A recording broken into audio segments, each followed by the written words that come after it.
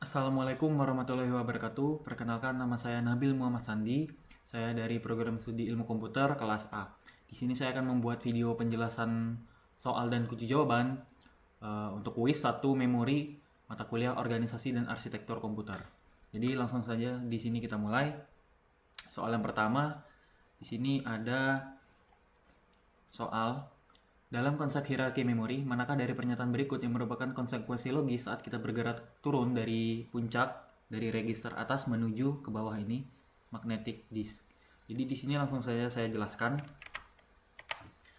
Jadi untuk konsep hierarki memori ya, dalam arsitektur komputer tidak ada satu jenis memori yang bisa memenuhi semua kebutuhan. Jadi tidak ada suatu memori itu yang bisa memenuhi kapasitas besar, sangat cepat dan murah sekaligus. Pasti di antara ketiga ini akan ada yang dikorbankan. Baik kapasitas yang besar namun dia sedikit lambat dan harganya sedang mungkin, atau kapasitasnya kecil, dia sangat cepat tapi harganya mahal, dan begitu terus.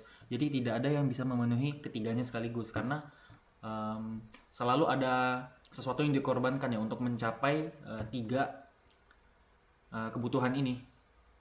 Jadi oleh karena itu, memori itu menggunakan sistem bertingkat. Jadi ada 3 parameter utama. Yang pertama itu waktu akses atau access time.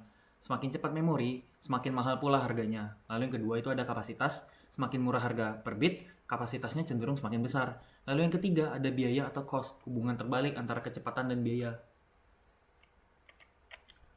Nah, dari sini kita sudah bisa menemukan jawaban bahwasanya konsekuensi logis saat kita bergerak turun dari puncak hierarki dari register menuju magnetic disk. Jadi register ini merupakan puncak ya. Jadi dia merupakan memori yang paling cepat, tapi yang harganya paling mahal pula. Tapi kapasitasnya kecil.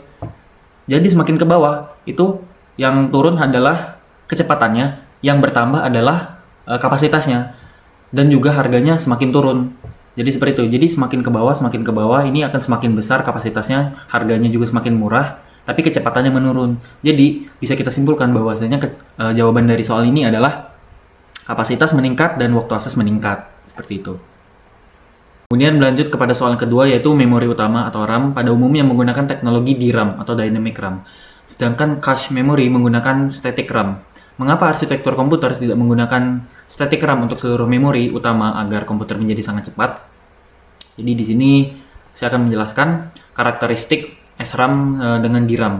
Jadi pada bukunya William Stallings menjelaskan bahwasanya dua teknologi utama memori semikonduktor yang digunakan dalam hierarki ada dua, yakni SRAM atau static RAM.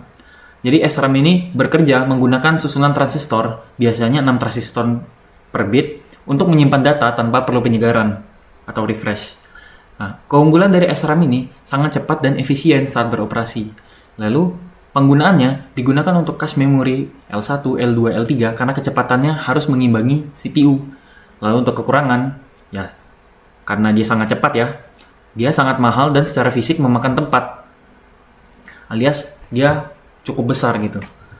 Lalu untuk yang kedua, ada DRAM atau Dynamic RAM.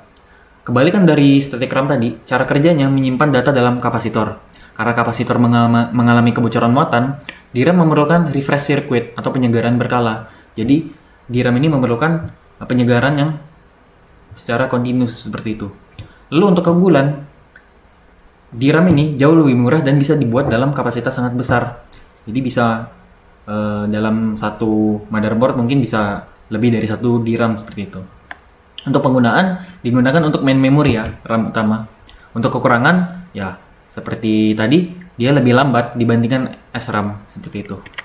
Jadi, pada komputer, itu kita tidak menggunakan salah satu, tapi menggunakan keduanya. Mengapa demikian? Karena, jika komputer hanya memakai DRAM, sistem akan menjadi sangat lambat, karena CPU harus menunggu data dari memori, yang kecepatannya itu tidak sebanding. Lalu yang kedua, jika komputer hanya memakai SRAM, harga sebuah laptop itu bisa mencapai ratusan juta rupiah hanya untuk membayar memori RAM-nya saja.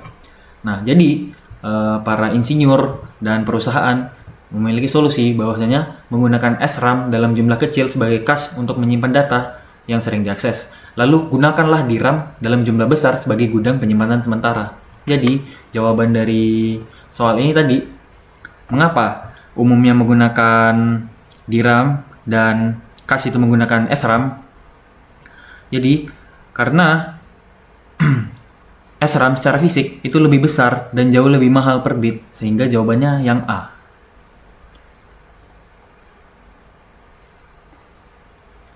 Baiklah, sekian penjelasan dari saya. Mohon maaf apabila ada kekurangan ataupun kesalahan kata. Baiklah, sekian penjelasan dari saya. Mohon maaf apabila ada kesalahan ataupun kekurangan. Saya akhiri. Wabillahi taufiq wal hidayah. Wassalamualaikum warahmatullahi wabarakatuh.